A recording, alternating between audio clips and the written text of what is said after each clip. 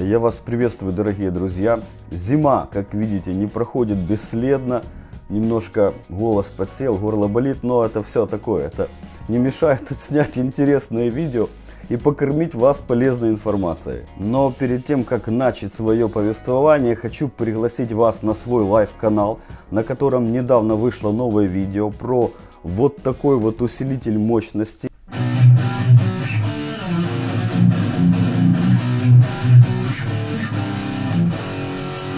Блин, мега классная штука, ребята. Ссылочка в описании, обязательно посмотрите. Ну а тема сегодняшнего видео.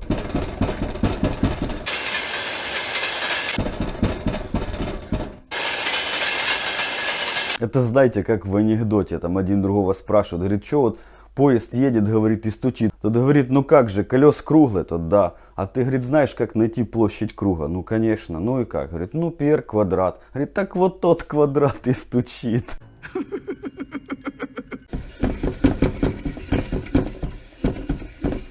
Как вы уже догадались, стучит катушка. Теперь конкретно почему она стучит.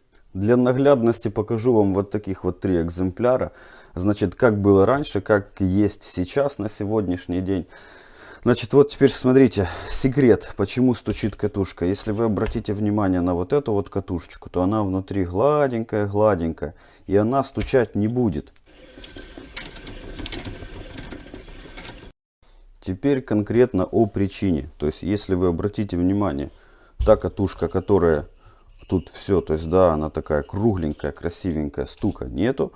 А вот на вот таких вот катушках, вот на белой прям ярко видно, она такая многогранная. Вот здесь она по углам и стучит. Точно так же на вот черных катушках здесь меньше, но тоже такие выступы есть, и они тарабанят. И тарабанить они будут именно на вот таких вот шпулях. То есть шпуля, на которой крутится катушка. То есть шпуля стоит на месте, а катушка вращается. На вот таких быстросъемных, там где шпуля вращается вместе с катушкой, то стука этого происходить не будет, поскольку вращения катушки относительно шпули нету. Но отчаиваться не стоит, это не есть проблема, все это дело решается, 5 минут времени. Еще смотрите, вот такой момент, вот берем, да,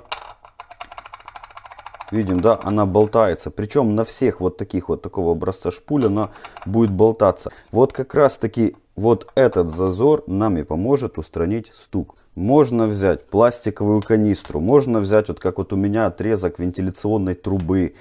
Его толщина стенки где-то в районе там миллиметра с копейками. То есть, в принципе, что есть под рукой, должен быть пластик, должен быть он относительно мягкий, то есть он не должен быть деревянный. Ну и, соответственно, толщина в районе миллиметра. Из этого пластика нужно вырезать вот такую вот полосочку.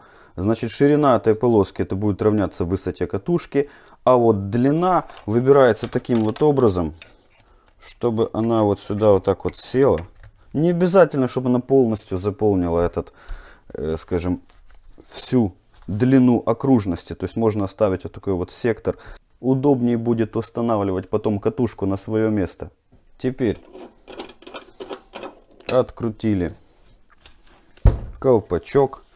Выдвинули немножечко вперед. Вот так, чтобы оно чуть торчало, чтобы удобнее было надеть. Так, где у нас проволока? Вот так вот надо. Есть. Все, выдвинули. Засадили на свое место. Есть, все, она села. Теперь колпачочек. И так прокручивайте, и она есть. Все, она села на свое место. Пружинка, гайка. Гайка закручивается до упора.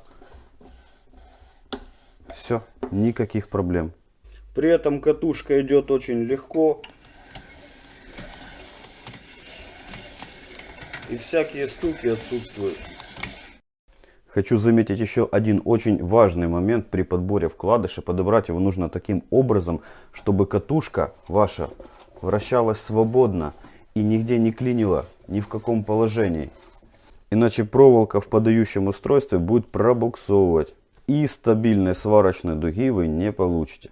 И еще один очень важный момент, друзья, это касается всех владельцев сварочных аппаратов Edon. А конкретно это касается подающего ролика. Я вам сейчас продемонстрирую. Раньше китайцы ложили только один подающий ролик. Если посмотрите, у него присутствует насечка, и он был один-единственный, и стоял он в подающем устройстве. Сейчас же кладут два ролика.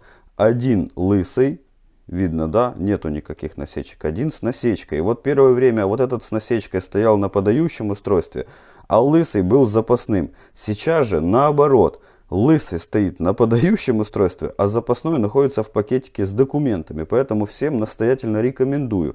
Вот эти вот с насечкой тянут проволоку лучше. Дуга при этом стабильней и сварка качественней. Обратите внимание, ребята, кто покупал сварочный аппарат Eodon, у вас в документах, в пакетике с документами лежит вот такой ролик, он с насечкой.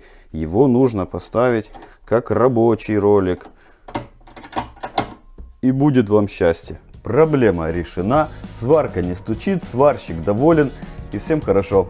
Ну и по традиции всех вас приглашаю посетить мой интернет-магазин, ссылка на который в описании под видео, где только достойное оборудование, которое не стыдно продавать и за которое есть кому нести ответственность. А на сегодня все. Всем пока, удачи, счастья, добра и здоровья.